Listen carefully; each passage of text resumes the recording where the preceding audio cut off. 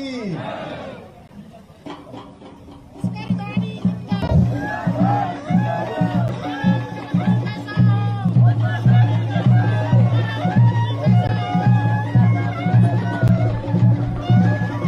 भारत माता की, भारत माता की, वंदे वंदे। अब आपके मध्य में माननीय यशस्वी मुख्यमंत्री जी संबोधन करने जा रहे हैं, तो मैं क्षेत्र की समस्त जनता से अनुरोध करूंगा, कृपया ध्यानपूर्वक से सुनिए। आज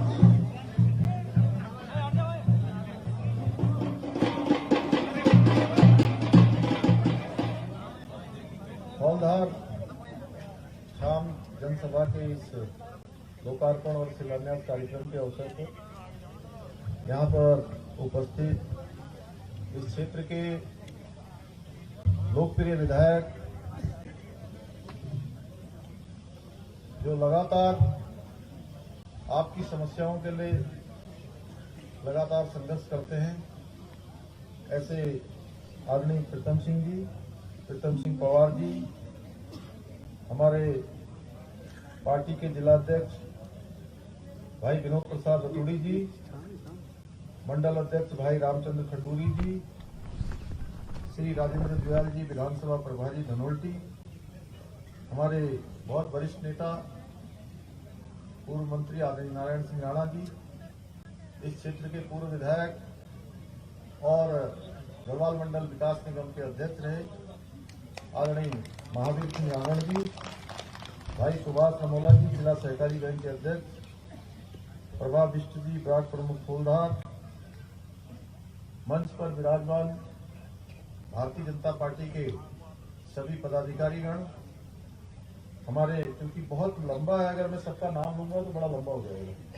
क्यों सुभाष, हमारे महामंत्री जी जो कि लगातार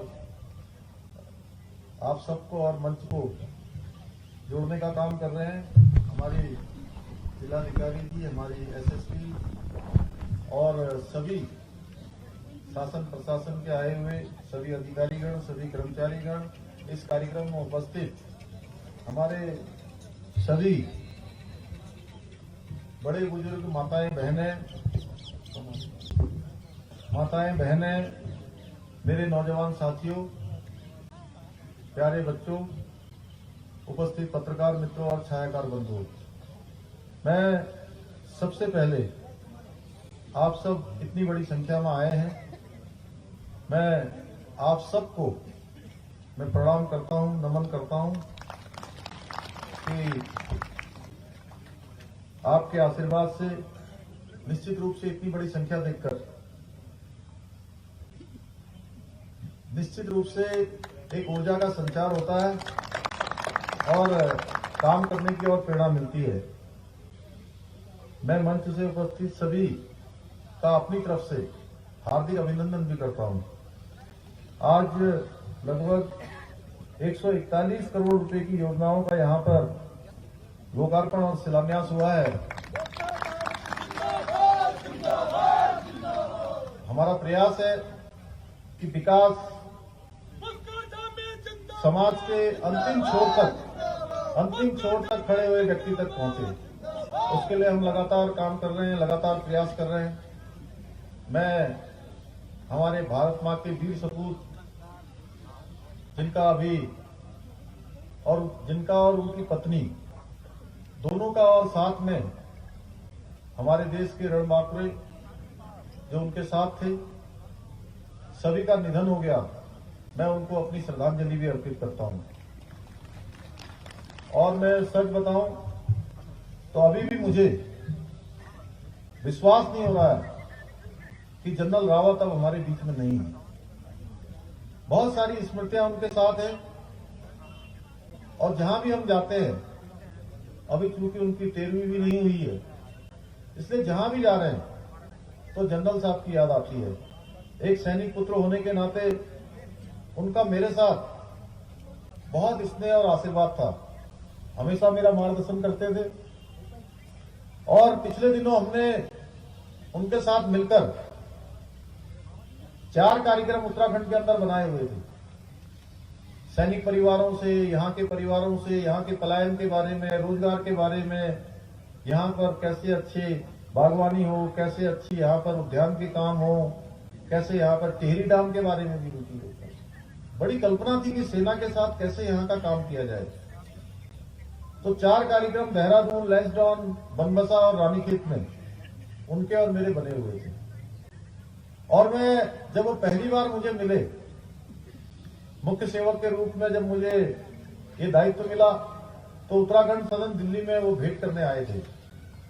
और उन्होंने उस दिन मुझसे कहा था कि मेरे पूज्य पिताजी की यूनिट है महार रेजिमेंट सागर में, कि मैं चाहता हूं कि आप मेरे साथ सागर चलें, वहां पर वार मेमोरियल जाएंगे। और इसी महीने हमारा और उनका सागर महार रेजिमेंट में जाने का कार्यक्रम था। अब मैं जब जब सागर के कार्यक्रम के बारे में सोच रहा हूं, मैं आदरणीय राजनाथ सिंह जी को जब बता रहा था कि उन्होंने इतने सारे कार्यक्रम तय किए थे, इतनी सारी योजनाएं बनाई थी, तो मैं सच बताऊं तो मेरी आंखों में आंसू आ गए और मैं बोलना, मेरा गला भर आया जब मैं उनको बता रहा था कि उन्होंने ऐसे ऐसे कार्यक्रम बनाए थे। बहुत बड़ा साया था उनका, बहुत बड़ी, हमारे उत्तराखंड राज्य को बहुत बड़ी क्षति हुई है, साथ ही देश की सेना की भी बहुत बड़ी क्षति हुई है। आज आप लोग देख रहे होंगे, आज से कुछ सालों पहले कुछ लोग उनको गली का गुंडा कहते थे, और आज राजनीति के चक्कर में जब चुनाव आ गया सामने, तो उनके बड़े बड़े फोटो भी लगा रहे हैं। मैं किसी का नाम नहीं लेना चाहता हूं, हालांकि कहने का अवसर नहीं है, लेकिन फिर भी दर्द होता है, कष्ट होता है, क्योंकि हमारा ये प्रदेश, ये राष्ट्रवादियों का प्रदेश है, ये राष्ट्रभक्तों का प्रदेश है, और यहाँ के लोग स्वाभिमान से जीना जानते हैं, स्वाभिमानी हैं। और आज ये काम, देश को आगे बढ़ाने का काम, देश का मान सम्मान और स्वाभिमान बढ़ाने का काम, मजबूत भारत बनाने का काम, आत्मनिर्भर भारत बनाने का काम, भारत को एक नया भारत बनाने का काम अगर कोई कर रहा है तो भारत मां का लाल नरेंद्र भाई मोदी कर रहे हैं। उनके नेतृत्व में आज लगातार हमारा देश आगे बढ़ रहा है। आज देखिए आप, मैं अभी 3 दिन पहले मैं भगवान काशीनाथ विश्वनाथ की धरती पर गया था, बनारस, जहां पूरे मुख्यमंत्रियों का, हमारा मुख्यमंत्रियों का सम्मेलन था और पूरे देश के मुख्यमंत्री आए हुए थे। आज किस तरीके से सुशासन चलता है, किस तरह से कार्य पद्धति चलती है, एक नया कार्य व्यवहार माननीय मुख्यमंत्री, माननीय प्रधानमंत्री के रूप में काम करने के बाद आया है। नया कार्य व्यवहार पूरे हिंदुस्तान के अंदर आया है। लोग पहले धर्म नहीं करते थे, आज वो धर्म करने को मजबूर है। जो कर्म नहीं करते थे वो कर्म करने को मजबूर है। आप देखिए हमारे यहाँ पर केदारनाथ जी का, केदारपुरी 2013 में पूरी तरह से वहां पर काफी नुकसान हो गया था, और माननीय प्रधानमंत्री जी ने देश के प्रधानमंत्री के रूप में काम करते ही सबसे पहले कोई काम अपने हाथ में लिया तो केदारपुरी के भव्य पुनर्निर्माण का कार्य लिया, और 400 करोड़ की योजनाओं का आज वहां पर लोकार्पण और शिलान्यास हो गया है। आज पूरे हिंदुस्तान के लोग नहीं, पूरी दुनिया के लोग केदारपुरी को देख रहे हैं। पहले चरण का काम पूरा हो गया है, दूसरे चरण का काम अब चल रहा है, तीसरे चरण का काम अप्रैल माह से प्रारंभ होगा। उसी प्रकार से बद्रीनाथ धाम का, बद्रीनाथ धाम में भी 250 करोड़ रुपए की धनराशि स्वीकृत हो गई है, उसका मास्टर प्लान बन गया है। उसके आसपास के जितने भी मकान हैं, उन मकानों के बारे में भी बात हो गई है। अब बड़ा वहां पर भव्य बद्रीनाथ भगवान का मंदिर का प्रांगण बनेगा। हमारे इसी तरह से यमुनोत्री धाम, केदारनाथ, हमारा गंगोत्री धाम, ये दोनों के दोनों बनेंगे। हमारे जो बड़े रास्ते हैं, 4 धाम को जाने वाले रास्ते बनेंगे। कुछ लोग पर्यावरण के नाम पर, कुछ लोग किसी अन्य नाम पर कभी सुप्रीम कोर्ट चले जाते हैं, कभी हाई कोर्ट चले जाते हैं और उनको रोकने का काम करते हैं। आज माननीय न्यायालय ने भी जिस बात को हम कह रहे थे उसी बात पर मोहर लगाई, हमारी सरकार ने इसके लिए पैरवी करी। अब हमारे सारे रास्ते जो 4 धाम को जाने वाले हैं, उन रास्तों के बनने का रास्ता भी अब साफ हो गया है। मैं भगवान विश्वनाथ की धरती वाराणसी गया था। मैंने देखा, आज से मैं सन 2002 में जब मैं पढ़ता था तब मैं बनारस गया था। तब मैंने देखा कि जो विश्वनाथ भगवान का जो मंदिर है उसके अंदर जाने के लिए इतना सकरा रास्ता था कि पैदल जाने में भी जो है लोगों के पसीने छूट जाते थे, लंबी लाइन लगती थी, भीड़ लगती थी। आज पूरा का पूरा वहां हाईवे बन गया है, मोदी जी के नेतृत्व में भव्य काशी और दिव्य काशी बन गई है, अलौकिक काशी। और मैं आपको बताऊं आगे, भगवान रामलला का, जो भगवान रामलला के बारे में हम कहते थे ना, भगवान राम अयोध्या में पैदा हुए, भगवान राम का यहाँ पर भव्य मंदिर जो जन्मभूमि में बनना चाहिए, उस जन्मभूमि में इतने सालों से हम सब लोग क्या है कि हर समय अगर कोई परेशानी होती है, कोई कष्ट आता है, तो हमारे मुंह से क्या निकलता है? हे राम, राम राम। ऐसे राम जो हमारे प्रत्येक क्षण में विराजमान है, प्रत्येक कण में विराजमान है, हमारी सांसों में विराजमान है, ऐसे रामलला का भव्य मंदिर बनने के लिए भी हमको इतना लंबा इंतजार करना पड़ा। कोई सरकार इसमें फैसला नहीं कर पाई। आज भगवान रामलला का भी अलौकिक मंदिर वहां पर बनने की दिशा में अग्रसर हो गया है, माननीय मोदी जी के नेतृत्व में। चारों तरफ से हमारी धार्मिक संस्कृति का उत्थान हो, हमारे धर्म का उत्थान हो, संस्कृति का उत्थान हो, वो लगातार आगे बढ़ रहा है। आज पूरी दुनिया हिंदुस्तान को जान रही है, मान रही है।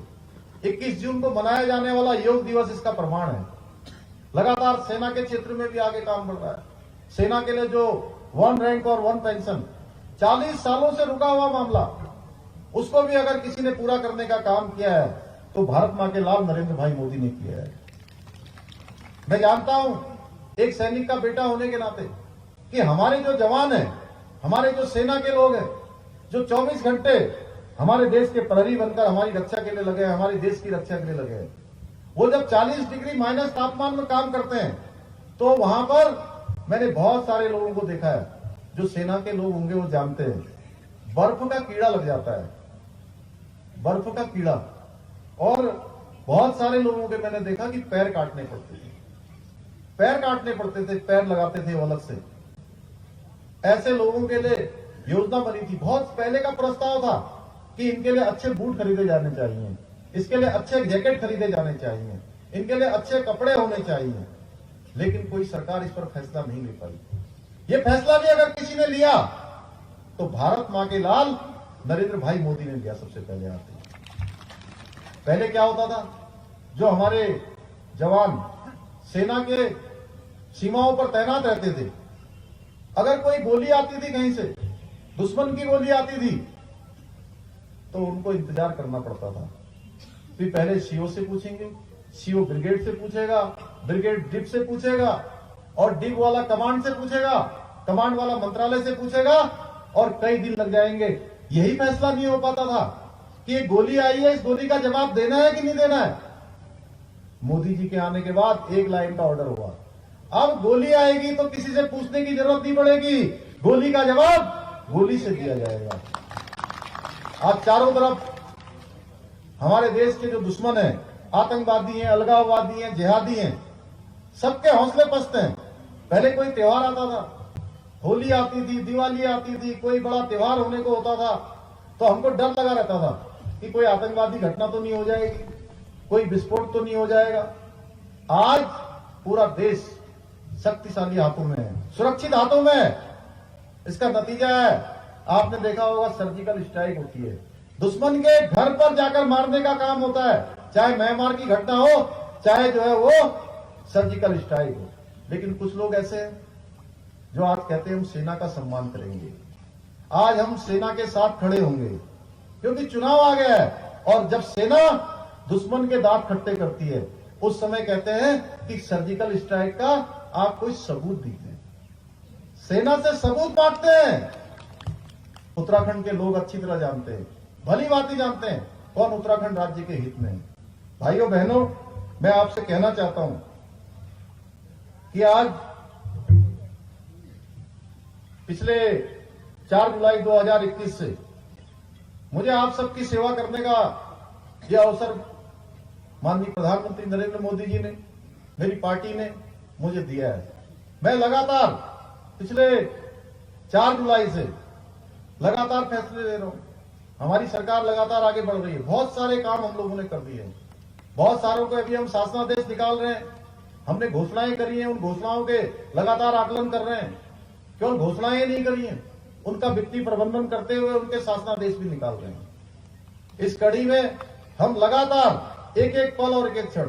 कई बार पत्रकार बंधु मुझसे पूछते हैं कि आपको समय कम मिला है। अब मैं क्या करूं, जितना समय था उतना ही समय रहेगा, वो बढ़ तो नहीं सकता। इसलिए मैंने कहा कि इसमें कोई चिंता की बात नहीं है। काम करने के लिए एक दिन का समय भी बहुत होता है, और जो समय मुझे आप सबके आशीर्वाद से, भगवान की कृपा से मिला है, मैंने कोशिश की है कि एक एक क्षण और एक एक पल केवल और केवल अपने प्रदेश के 1,25,00,000 भाई बहनों को लगाएं, और लगातार लगाएंगे। माननीय प्रधानमंत्री जी का विजन है कि 2025 जब हमारा राज्य 25 वर्ष का होगा, उस समय हम जब इसकी रजत जयंती वर्ष का, स्थापना दिवस का समारोह मना रहे होंगे, रजत जयंती वर्ष मना रहे होंगे, तो उस समय हमारा ये राज्य हिंदुस्तान का सर्वश्रेष्ठ राज्य बने। उसके लिए हमने सभी विभागों को कहा है, सभी विभागों से हमने कहा है कि जो है वो अपनी योजनाएं, उसका एक रोड का विजन, एक रोड मैप बनाकर हमको प्रेषित करें। हम रोड मैप मंगा रहे हैं। हमने बोधिसत्व कार्यक्रम शुरू किया है।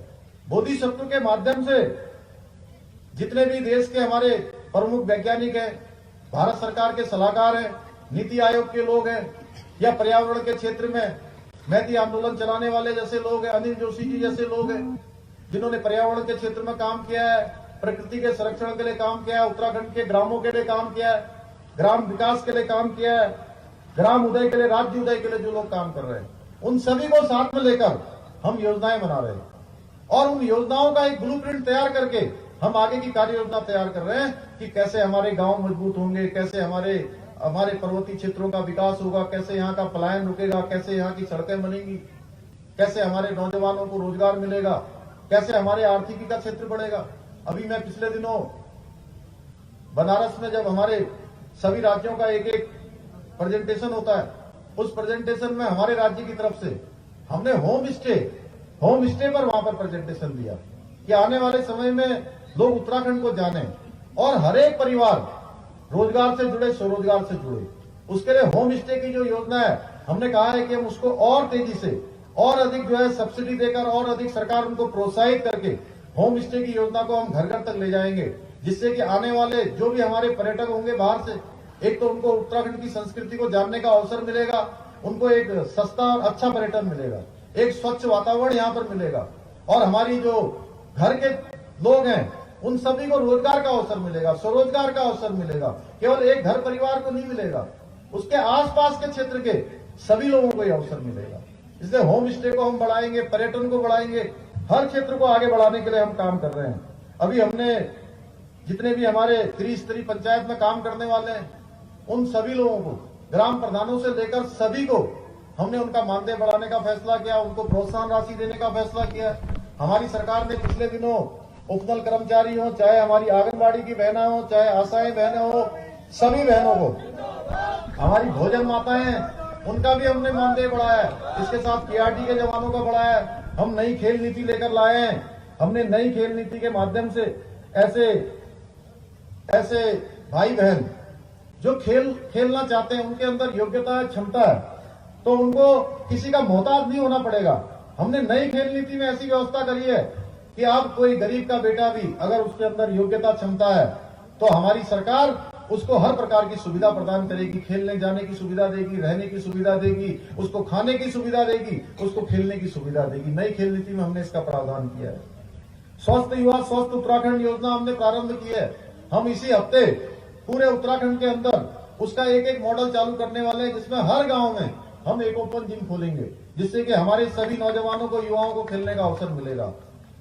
मैं आपसे कहना चाहता हूं कि हम लगातार, चूंकि रोजगार को लेकर मैं हमेशा पहले से ही बात करता रहा हूं, नौजवानों की राजनीति में रहा हूं, छात्रों की राजनीति में रहा हूं, पूरे उत्तराखंड के एक एक कोने में गया हूं।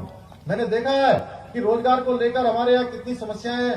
बेरोजगारी बहुत बड़ी समस्या है, उसको लेकर हम प्लान तैयार कर रहे हैं। सरकारी नौकरियां बहुत सीमित है, 24,000 नौकरियां हैं, उस पर भर्ती की प्रक्रिया हमने प्रारंभ कर दी है। 10,000 12,000 लोगों की भर्ती की प्रक्रिया हो गई है अभी तक। उसमें आने वाले समय में हम पूरे के पूरे बढ़ देंगे, लेकिन उसके साथ साथ हमको स्वरोजगार की ओर भी ध्यान देना होगा। उसके लेकर हमारी सरकार लगातार योजना बढ़ा रही है। लगातार हम आजीविका मिशन के अंदर काम करने वाली हमारी बहनों को, उनको प्रोत्साहित कर रहे हैं। वीर चंद्र सिंह गढ़वाली योजना में काम कर रहे हैं। होम स्टे को हम प्रोत्साहित कर रहे हैं। इसी तरीके से अन्य सारे आजीविका मिशन के तहत जो काम करते हैं उनको भी हम प्रोत्साहित कर रहे हैं। मुख्यमंत्री नैनो योजना हो या मुख्यमंत्री स्वरोजगार योजना हो, सारी योजनाओं के माध्यम से रोजगार को एक सेंट्रलाइज व्यवस्था के तहत काम कर रहे हैं। उसमें एकल खिड़की के आधार पर सिंगल विंडो सिस्टम कि कहीं उनको दूर न जाना पड़े। रोजगार के जो मेले लग रहे हैं उन मेलों में हम धीरे धीरे ऐसा प्रावधान कर रहे हैं कि ठीक से जो लोग उसमें आवेदन लेकर आए उनको लोन देने की ठीक से व्यवस्था हो। ऐसा ना हो कि पता चला कि वो लोन लेने के लिए उनको लंबी लाइन लगाना पड़े, लंबा संघर्ष करना पड़े। उससे हमने कहा है कि लगातार हम हर महीने, अभी तक मैं 4 बार SLBC की मीटिंग कर चुका हूं, जिससे कि जो बैंक में ऋण लेने के लिए जो हमारे आवेदन गए हुए हैं उन पर तत्काल स्वीकृति प्रदान हो, तत्काल उनको स्वीकृति मिले। इस क्षेत्र में हम लगातार काम कर रहे हैं। हमने अतिथि शिक्षकों का वेतन 15,000 से बढ़ाकर 25,000 किया है। स्वास्थ्य और पर्यटन के क्षेत्र में, परिवहन के क्षेत्र में, और हमारी जितने भी जो 4 धाम यात्रा न होने के कारण से प्रभावित हुए थे, इन सभी को मिला के राजस्व विभाग है, पुलिस विभाग है, ग्राम विकास विभाग है, हमारे होमगार्ड है, PRD है, स्वास्थ्य विभाग है, सारे विभागों को मिलाकर कम से कम 6 लाख के लगभग लोगों को सीधे सीधे इस राहत राशि को प्रोत्साहन देने का काम भी हमने कोरोना महामारी के दौरान किया है। जबकि मैं आपको बता देना चाहता हूं, सरकार के पास भी इस समय बहुत सीमित साधन है और कोरोना महामारी में बहुत सारे काम हो नहीं पाए, बहुत सारा रेवेन्यू कलेक्शन नहीं हो पाया। लेकिन हमने कहा कि ये सरकार आपकी सरकार है, हम सबके साथ साझीदार के रूप में, उनके सहयोगी के रूप में, उनके एक मित्र के रूप में, भाई के रूप में उनके साथ ये सरकार खड़ी रहेगी। हम लगातार उसके लिए काम कर रहे हैं। हमने निःशुल्क जांच योजना प्रारंभ की है स्वास्थ्य क्षेत्र में। 207 जांचें हमने निःशुल्क करने का निर्णय लिया है। आयुष्मान भारत योजना में हमने जो कार्ड बनते थे उन कार्डों को निःशुल्क देने का निर्णय किया है। अब कोई शुल्क उनका नहीं लगेगा। और जितने भी अस्पताल है उन अस्पतालों को हमने कहा है जिनके भी कार्ड बने हैं, जो भी कार्ड धारक है, उस कार्ड धारक को किसी भी कीमत पर इलाज की सुविधा से वंचित नहीं किया जाएगा। अगर ऐसी कोई खबर आएगी तो निश्चित रूप से उस पर भी हम सख्त कार्रवाई करेंगे। और जो अस्पताल है, अभी तक ये कहते थे कि हमको जो है भुगतान समय पर नहीं होता है, हमने 15 दिन के अंदर सारे अस्पतालों का जिनका बिल लगा होगा, हम आयुष्मान योजना के अंतर्गत जिनका इलाज हुआ होगा, हम भुगतान करेंगे। सरकारी कर्मचारियों को हमने गोल्डन कार्ड की सुविधा प्रदान की है। हमने वात्सल्य योजना प्रारंभ की है। जो बच्चे हमारे कोरोना महामारी में, जिनके परिवार के माता या पिता में से कमाने वाले जिनका देहांत हो गया, मृत्यु हो गई है, ऐसे बच्चों की देखभाल करने के लिए सरकार ने वात्सल्य योजना चलाई है। प्रत्येक महीने उन बच्चों के भरण पोषण के लिए 3,000 रुपए की धनराशि सरकार के द्वारा दी जाएगी। और जब वो बच्चे 21 साल के हो जाएंगे तो उन बच्चों के 5% क्षैतिज आरक्षण की व्यवस्था भी हमारी सरकार ने की है। महालक्ष्मी योजना हमने प्रारंभ की है। महालक्ष्मी योजना के माध्यम से प्रथम 2 पैदा होने वाली पुत्रियों के बाद जो हमारी बहनों को, एक माँ को और एक बच्चे को जिस सामान की आवश्यकता होती है, उस सामान की भरपाई करने के लिए उस महालक्ष्मी किट योजना के माध्यम से हम उनको प्रोवाइड करवा रहे हैं। NDA, CDS, PCS, IAS और जो हमारे लोक सेवा आयोग की परिधि में आने वाली परीक्षाएं हैं, उन परीक्षाओं में जिन भाई बहनों के जो भी प्रारंभिक परीक्षा पास कर लेंगे, आगे की तैयारी करने के लिए भी हमने सरकार की तरफ से 50,000 रुपए की व्यवस्था कर दी है कि 50,000 रुपया सहायता राशि के रूप में हम उन बच्चों को उपलब्ध कराएंगे। बहुत सारी योजनाएं हमने चलाई हैं। मैं उसको बोलूंगा तो बहुत लंबा हो जाएगा। मैं केवल आपको इतना कहना चाहता हूं कि हमारा भाव है कि हम उत्तराखंड को आने वाले समय में हिंदुस्तान का नंबर 1 राज्य बनाना चाहते हैं और उसके लिए पूरे प्राणों प्रण के साथ काम कर रहे हैं। ये योजना और ये यात्रा केवल मेरी यात्रा नहीं है, ये पुष्कर सिंह धामी की निजी यात्रा नहीं है, ये मंच पर बैठे हुए इन सब लोगों की यात्रा नहीं है। ये यात्रा हमारे पूरे उत्तराखंड की सामूहिक यात्रा है और इस यात्रा को गंतव्य तक पहुंचाने का काम हम सभी को करना है। हमारे बड़े बुजुर्गों को करना है, हमारी माताओं बहनों को करना है, हमारे नौजवानों को करना है, हमारे विद्यार्थियों को और शिक्षार्थियों को करना है। जब हम सामूहिक रूप से इस यात्रा को आगे बढ़ाएंगे तो मुझे पूरा विश्वास है कि आपके आशीर्वाद से ये यात्रा अपने गंतव्य तक पहुंचेगी और आने वाले वर्षों में हमारा ये उत्तराखंड माननीय नरेंद्र मोदी जी के निर्देशन में, उनके नेतृत्व में जो उनका सपना है, जिस प्रकार का मर्म और कर्म का रिश्ता उनका उत्तराखंड के साथ है, जिस प्रकार से सारी योजनाएं वो हमारी स्वीकृति प्रदान कर रहे हैं। 1 लाख करोड़ से भी ज्यादा योजनाओं की स्वीकृति इस प्रदेश के लिए हो गई है। अभी मुझे बताते हुए खुशी हो रही है कि आपके बगल में यही लखवाड़ क्षेत्र में लखवाड़ योजना भी हमारी स्वीकृत हो गई है। भारत सरकार की कैबिनेट ने उसको मंजूरी दे दी है। 5,740 करोड़ रुपए की योजना, जिसमें 300 मेगावाट बिजली पैदा होगी और 6 राज्यों को पानी की आपूर्ति भी उस योजना से की जाएगी। हजारों लोगों को उससे रोजगार मिलने वाला है। ऐसी तमाम योजनाओं की स्वीकृति हो रही है। हमारे जौलीग्रांट का जो एयरपोर्ट है, उस एयरपोर्ट को अब अंतर्राष्ट्रीय स्तर का एयरपोर्ट बनाया जा रहा है। हवाई सेवाएं सस्ती की जा रही हैं। हमने पर्यटन आगे बढ़े, हर जगह हेली सेवाएं चले, सस्ती सेवाएं चले, उसके लिए हम लगातार काम कर रहे हैं। मैं आज के अवसर पर चूंकि बहुत सारी बातें आपसे करना चाहता था, लेकिन संक्षेप में मुझे लगा कि जो प्रमुख बातें हैं आप सबके सामने रखनी चाहिए। मैंने अपनी कोशिश करी कि मैं उन बातों को आप सबके समक्ष साझा करूं। तो मैं आप सभी का बहुत धन्यवाद करता हूं और बहुत शुभकामनाएं देता हूं कि हमारा ये क्षेत्र आगे बढ़ेगा। यहाँ पर मुझे बहुत सारे, अभी उन्होंने मंडल अध्यक्ष जी ने हमारे ज्ञापन पढ़ा है, मैं इन सभी का परीक्षण करवाऊंगा। माननीय विधायक जी ने भी दिया है, माननीय पूर्व विधायक जी ने भी दिया है, सभी लोगों ने, एक लंबा नारायण सिंह राणा जी ने भी दिया है। मैं इन सब का परीक्षण करवाकर हम कोशिश करेंगे कि ये सारे के सारे काम हमारे प्रस्ताव में आकर ये स्वीकृति प्रदान हो, ये धरातल पर उतरे। आप सभी का पुनः एक बार हृदय की गहराइयों से अभिनंदन करते हुए अपनी वाणी को विराम देता हूं। बहुत बहुत धन्यवाद। जय हिंद, जय भारत, जय उत्तराखंड। लेकिन मैं आपको सिर्फ ये अपील करने आया हूं कि अगर अभी तक आपने K24 news and entertainment channel को सब्सक्राइब नहीं किया तो प्लीज कर लीजिए। मैंने भी सब्सक्राइब किया है और अगर अभी तक आपने नहीं किया फटाफट से करिए। टेढ़े मेढ़े रास्ते मगर सीधे सच्चे लोग, सियासत के गलियारे और दिलकश नजारे, देवभूमि उत्तराखंड की हर खबरें होने न देंगे आपको कमजोर। सच का आईना लिए हम हैं K24।